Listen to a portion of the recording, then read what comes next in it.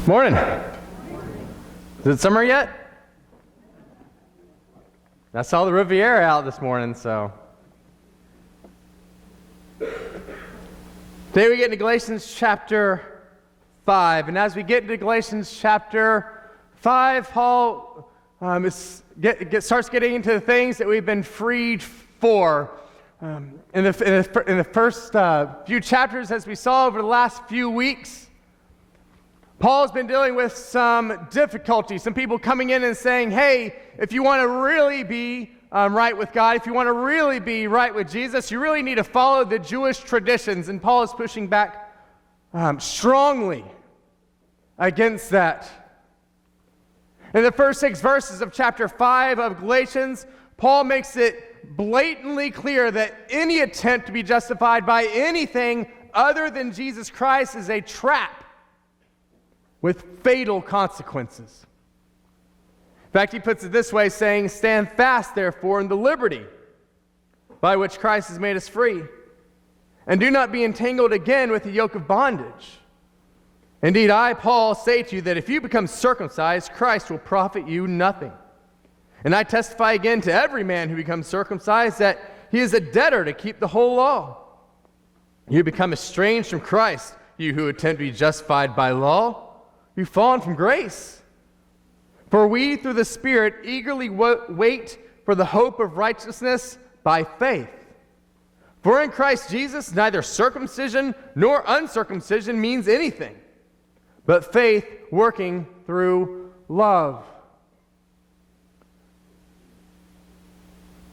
Now, in our day-to-day, circumcision really isn't that big a deal. I have not personally met anyone who says, well, you have to be circumcised to be saved.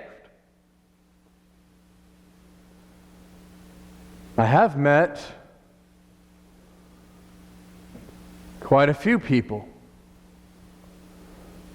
who have an attitude of, well, you better check these boxes, you better do this, you better be this, you better feel this, you better think this if you're going to be saved.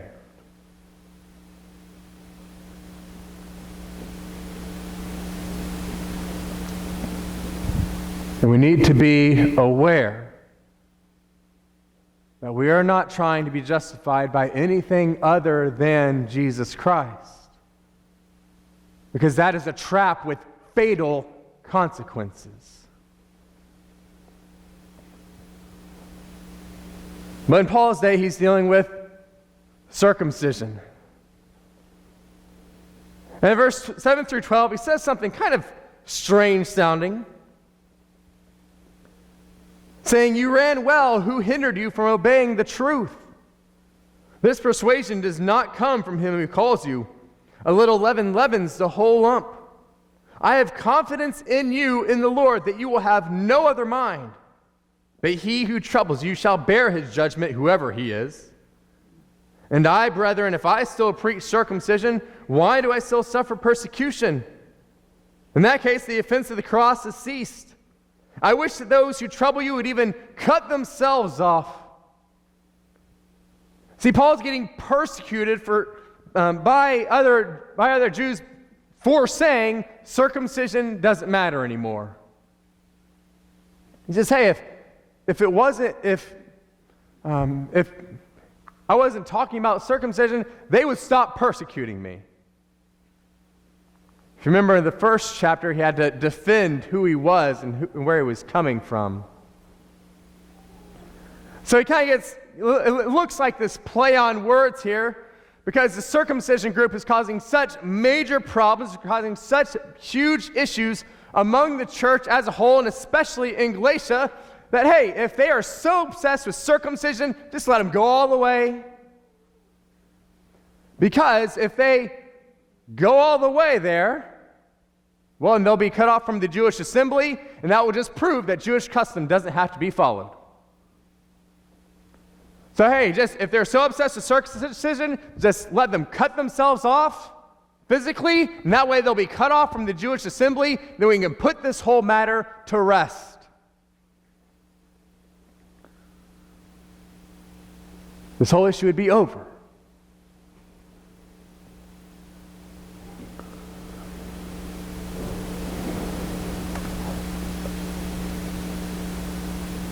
But in verse 13 through 15, this is where we're going to spend the rest of our time today. He's going to show them that they have been freed for something, not just freed from something. Several times throughout the first 4 chapters of Galatians, Paul has made the case that they have been set free from the law. They have been set free from the old law. We've talked about how we are set free from the law of sin and death. So when Paul says what he's about to say, keep in mind that he's saying they've been freed for something, not just from something. He writes, "For you, brethren, have been called to liberty. Only do not use liberty as an opportunity for the flesh, but through love serve one another. For all the law is fulfilled in one word, even in this: you shall love your neighbor as yourself. But if you bite and devour one another, beware, lest you become consumed by one another." So he's made the case so far. They have been freed from the old law that condemns. The old law showed us that we were sinners. It pointed the way to Christ, but it could only condemn us. It could not save. Furthermore, we've been set free from the law of sin and death. Sin carries a penalty of death. It carries a death sentence. And we've been freed both from that death sentence and from slavery to sin itself, as Paul writes to the Romans. Sorry.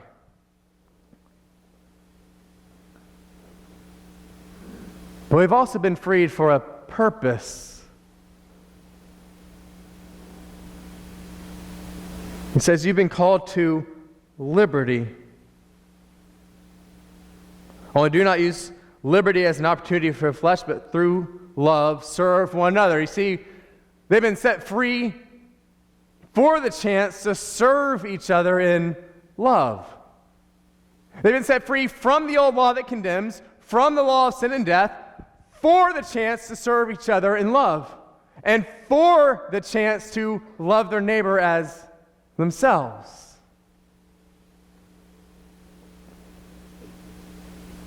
Over the next few weeks, we're going to look at some other things that they have been set free for.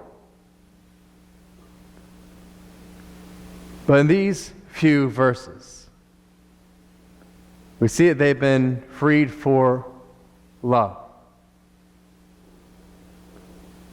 And the same is true for us today. See, we've been set free from the old law which condemns. We've been set free from the law of sin and death. We've been set free from slavery to sin and from the death penalty which it invokes. But we haven't been set free from those things just to go and do whatever we feel like. We've been set free to serve one another in love and to love our neighbors as ourselves. If this is one of the things that we've been set free for, then we have to ask, well, what does that look like in the real world? What does that look like in our daily encounters? What does that look like? When my boss is unfair or cruel, how does love respond? Does it respond by getting back at him or undermining him or getting yours or telling the other boss, we're going to get him now, we've got him? Or does it respond by being the best that we can be? By accepting where we are and working within the proper bounds of that. When we are insulted or persecuted or disparaged, how does love respond? Does love respond by looking for revenge or looking for the instant gratification of going right back at him?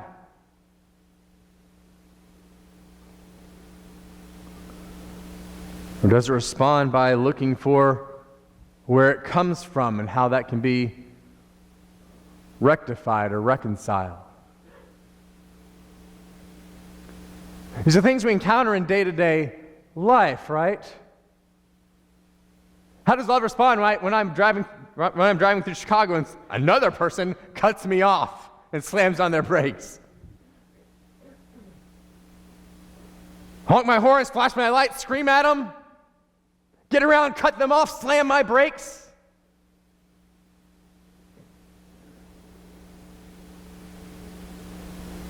Or does love say, not today? That's my example from when I was younger. Not Chicago, but Dallas.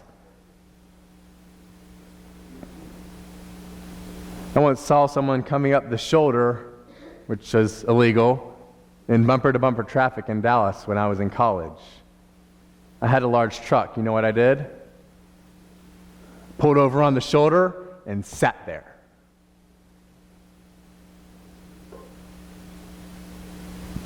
Man, they were mad. And I was pretty happy about that. They tried to swerve around me, and I can't. Nope. Nope. Nope.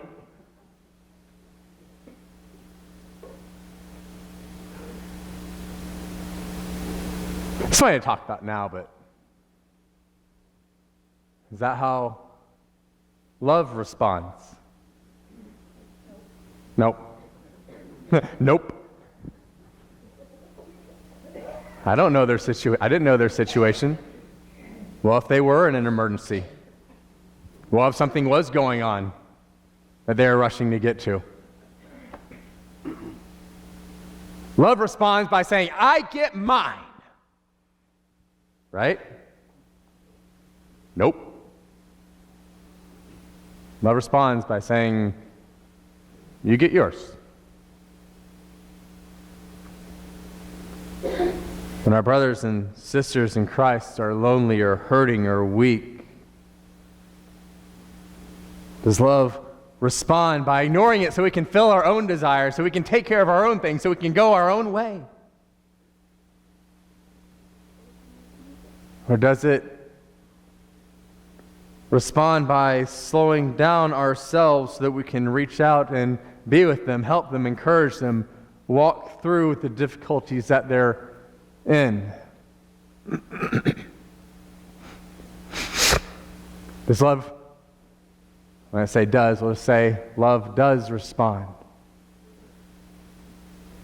by setting ourselves aside in order to set someone else in their place, or in our place, rather. When we strongly disagree on, we'll call it, political answers and issues to different things. Do we flame war on Facebook? Do we disparage, name call, escalate the situation? Let's do this!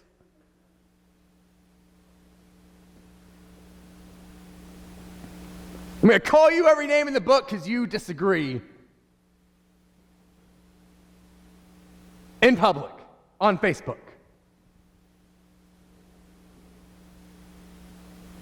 Or does love say, let us speak and reason together, and if we still come to different conclusions, you're my brother, you're my sister, we walk through this together.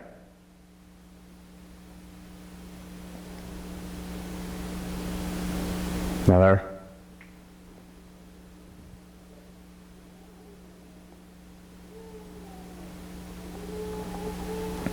For all the laws fulfilled in one word, even in this, you shall love your neighbor as yourself. But if you bite and devour one another, beware lest you be consumed by one another. That's the danger we face. We end up consuming one another in things that aren't this. Because if we're consuming one another in things that aren't this, then we have to ask, well, what are we consuming? And as we know from Jesus in the parable of the Good Samaritan, who's our neighbor? Everyone we come in contact with.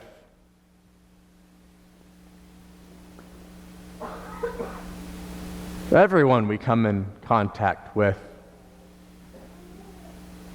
Our liking the person or not is irrelevant, because everyone we come in contact with is our neighbor, our brother, our sister.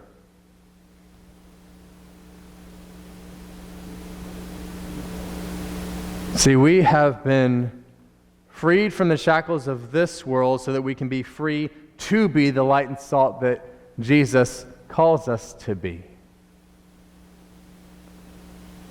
So again, we've been freed from the shackles of this world in order that we can be the light and salt that Jesus calls us to be. We've been set free from one thing for another thing.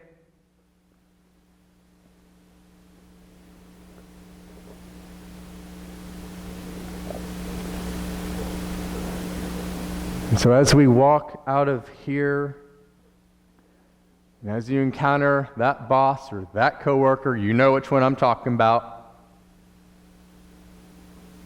As you are getting cut off, or you're seeing more rage-inducing clickbait,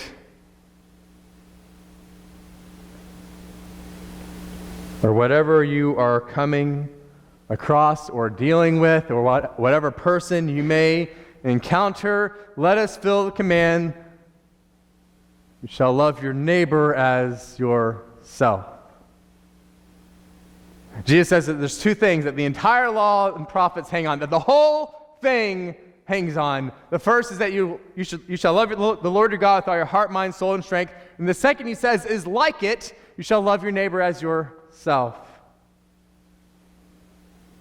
So as we leave here today, let us fulfill the command that we will love our neighbors as ourselves, realizing that we've been set free from something in order to be set free for something. And let's do that as we stand, as we sing.